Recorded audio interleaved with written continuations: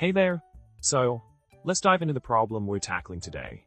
We've been working on filtering specific data in a Wireshark capture. The good news is that we've already confirmed that the data we're looking for is indeed present in the capture.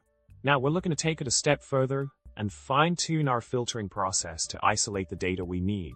So, the problem here lies in filtering the data containing the fixed letters MFS1 within a specific IP address and TCP port. Now, let's talk about the solution. The key here is to use the contains keyword in our Wireshark filter.